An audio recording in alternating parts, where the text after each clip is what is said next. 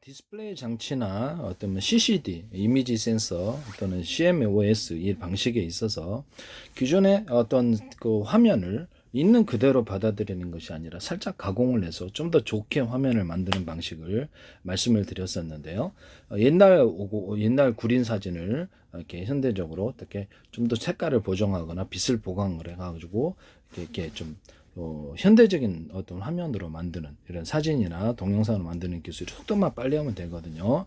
이 기술 쓰면 제 기술이라고 말씀을 드렸죠. CMOS나 CCD 방식 이렇게 이미지 센서에서도 들어오는 빛이 10밖에 없을지라도 50으로 계산해서 화면을 표시해 준다는 거죠.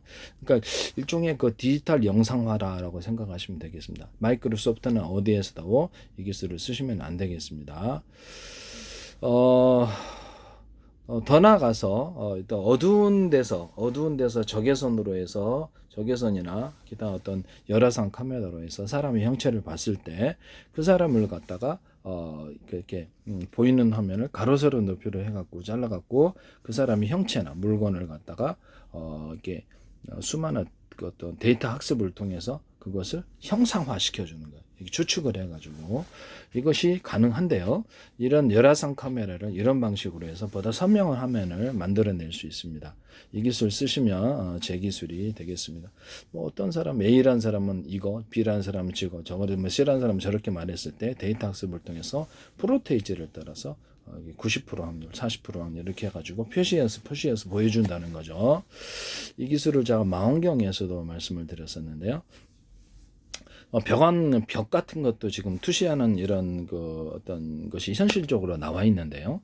장비가 벽을 갖다가 이렇게 싸가지고 특히 제 방식이 어떤 서로 파형이 틀린 여러 개의 전파를 서로 묶어서 쓰면 이렇게 어떤 지하 같은 데도 보통 파고들 수 있어요. 이것은 말이 안 된다고 생각하시지만 이게 이렇게 말씀을 드린다시 잠수함도 지금 통신이 가능하고요. 그래서 이런 전파를 묶어서 쏘는 방식으로 쏜다는 거죠.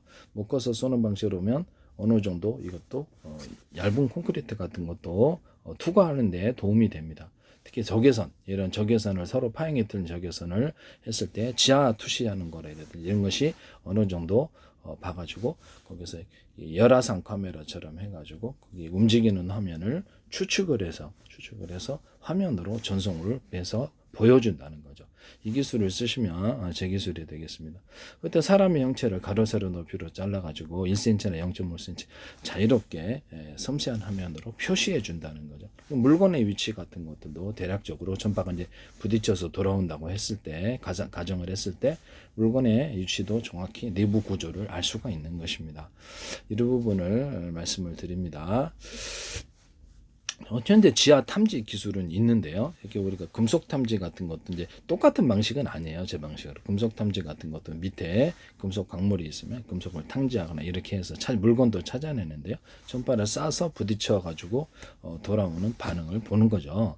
이런 부분을 말씀을 드립니다. 현실적으로 구현을 하고 있고요. 지금 장비로서 팔고 있으며 약간 더 비싼 거는 군 같은 데서는 당연히 있죠. 그래서 있겠죠.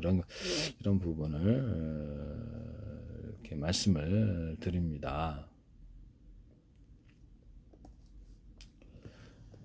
언더스코프를 개발했습니다.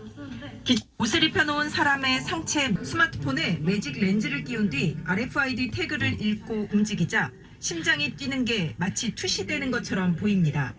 렌즈의 위치에 따라 언더스코프를 개발했습니다. 기존에도 전시관에서 스마트폰이나 태블릿으로 비용으로 전시물 자체의 관심도와 이해도를 높일 수 있습니다. 기존의 증강현실 같은 경우는